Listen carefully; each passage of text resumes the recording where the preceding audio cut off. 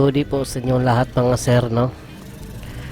Dito mga sir, meron tayong Skygo King 150. Ito po ay gagawin po ng ating mga expert. Ang gagawin po nito mga sir ay isime overhaul. Ito raw ay medyo marami ng mga caggarts or mga libag. So linisin po natin to mga sir, no, para maganda yung compression niya, dahil sa tagal ng panahon ay yung mga piston niya ay dapat linisan para maganda naman yung kondisyon ng ating mga motor. Syempre pag maghihina yung ating mga motor ay yung driver wala ring kondisyon. Kaya ito mga sir ating ayusin at i-semi overhaul po natin ito mga sir. So dito sir, titingnan nyo lang po kung paano gawin kung meron kayong motor na Skygo 150 King, hindi iya King, no? So ito 150 Skygo King. So ang gagawin po natin to sir, linisan lahat itong ating makina at saka siyempre yung mga mga libag ng ating piston. So ito po sir ay tatanggalin po natin itong makina para ating malinis yung mga kalubluban nito. Okay, so watch out lang kayo mga sir para meron kayong guide.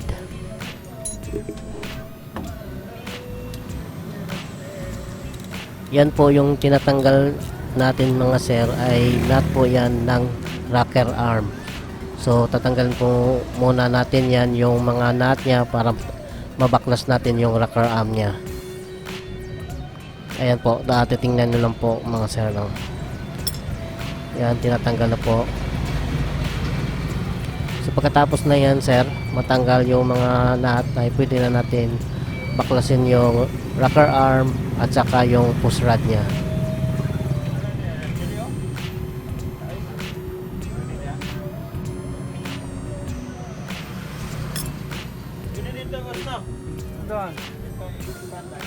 Oh, ito. Aman. Oh, ito sa laman ito.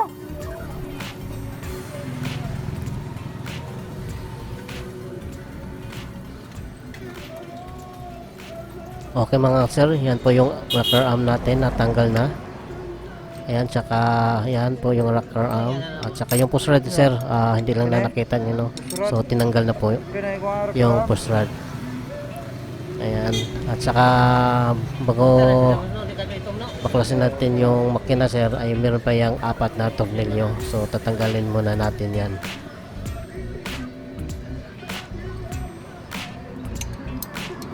Ito mga sir ay dapat tanggalin po natin yung tambutso natin sir, no? Dahil yung makina na yan sir ay tatanggalin po natin.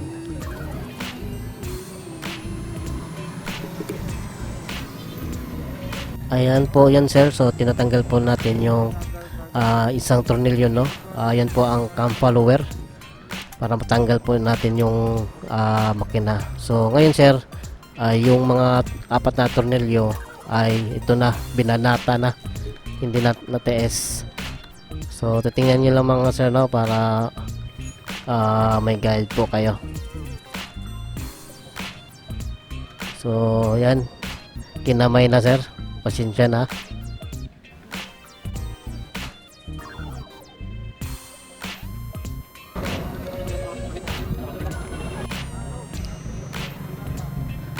Ayan naman yung mga bolts, no? So 4 po yan. So pagsamahin po natin para hindi po mawala. Ayan, so natanggal na po. So mamaya ay ito ng makina po.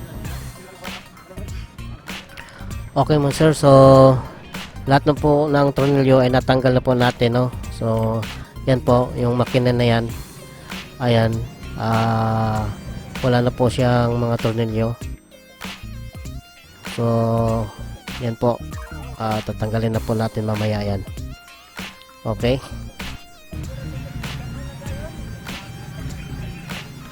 Ayan mga sir, so sisikwatlin lang natin, dahan-dahan lang sir, no.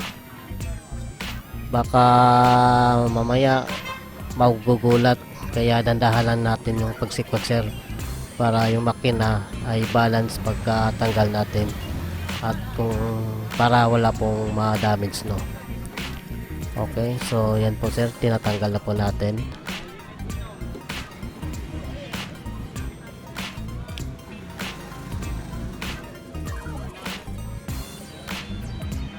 Ayan mga sir, no, so nakakita natin yung mga daming libag.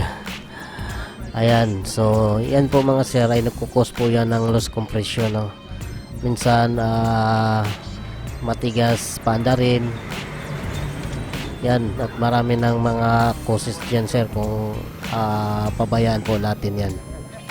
So dapat po ay lilinisin po natin yan, lalo na yung ating piston mamaya sir.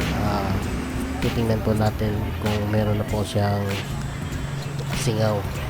So sa ngayon po sir ay maglilinis muna tayo.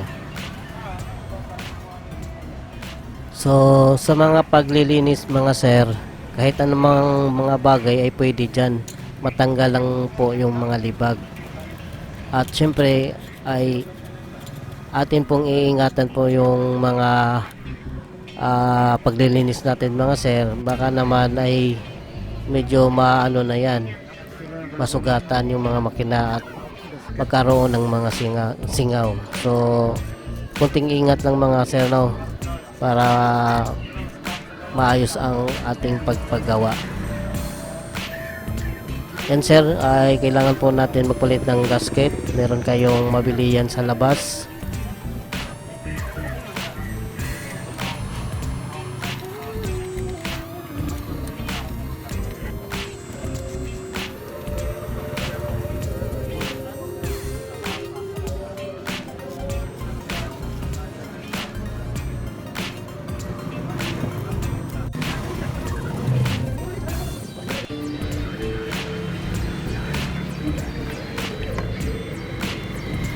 Ayan mga sir, so pansin natin sir, no, medyo basa yung piston nya. Nilagyan po lang ng gasolina sir para ma-check kung meron na po siyang singaw. So sa ngayon naman sir, wala pong singaw siya. So kailangan lang po natin ng linisin ng maayos.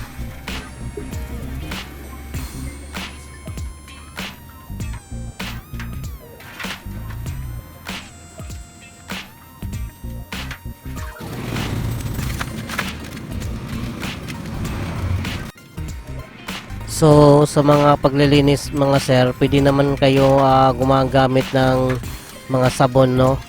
Ilagay nyo sa tubig, kahit bumili kayo ni paring Ariel or kahit anong sabon mga sir, no, ay pwede po dyan. Importante lang mga sir ay malinisan po natin ang ating makina.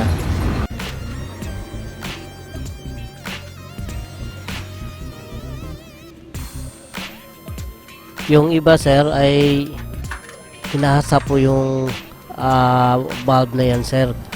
So sa senaryo ngayon mga sir, ay na-check namin ay wala po siyang singaw.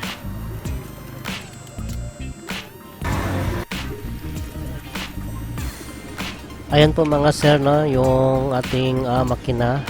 Ayan po yung result nya sa paglilinis. Ayan, so yan po ang may valve. So yan po sir ay ating lagyan ng mga bagong gasket, no, para po hindi singaw yung ating makina.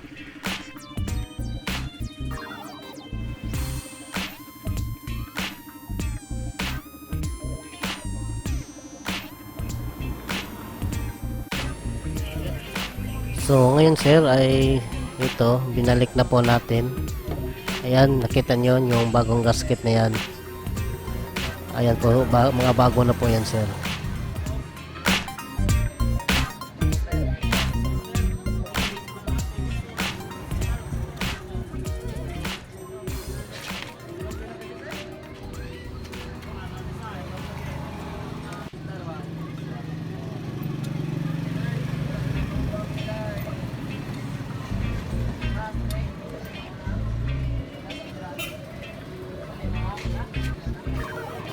So kita nyo mga sir, apat na tornilyo ay inuna natin no, pagbalik sa ating makina.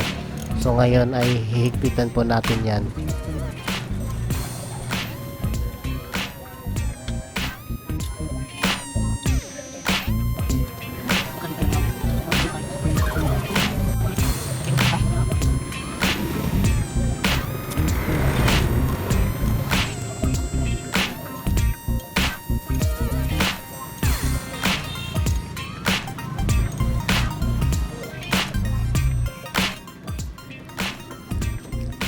Okay lang yun sir, so dandahan lang tayo ng paghigpit sir no, baka malustred yung ating mga bolt.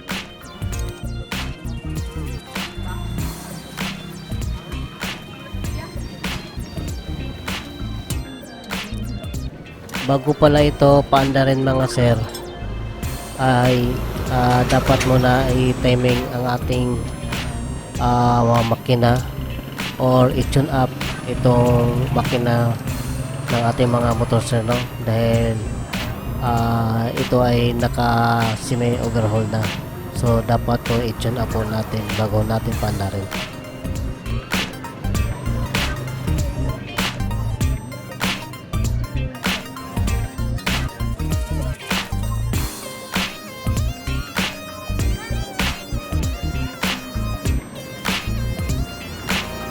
Ayan po sir, yung nakikita nyo ay tornilyo po yan ng rocker arm. So atin po yan higpitan no.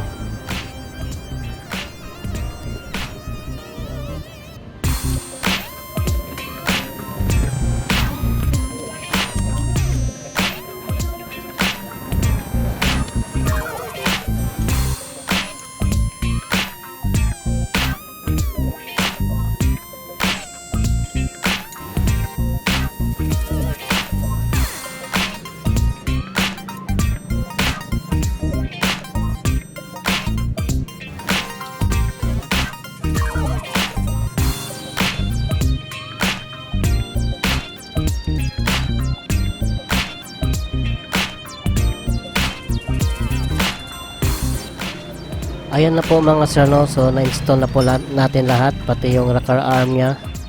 Yan, kompleto na po yan, pati yung mga tornilyo. So ngayon sir, ang gagawin na lang po natin ay mag-tune up para sa ating timing ng ating mga makina.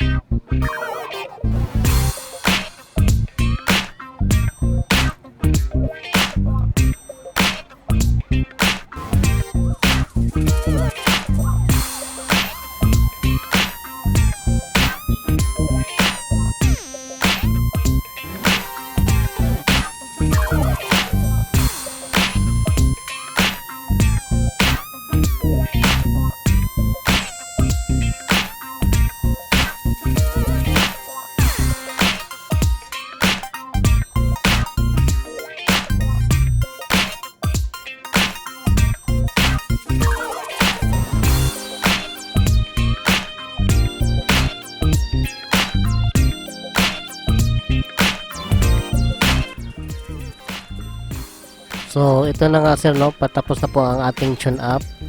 Yan, chine-check na po bawat isa. Ayan, so tapos na. So ito na nga sir, ang ating cover. So ito, patapos na po ito.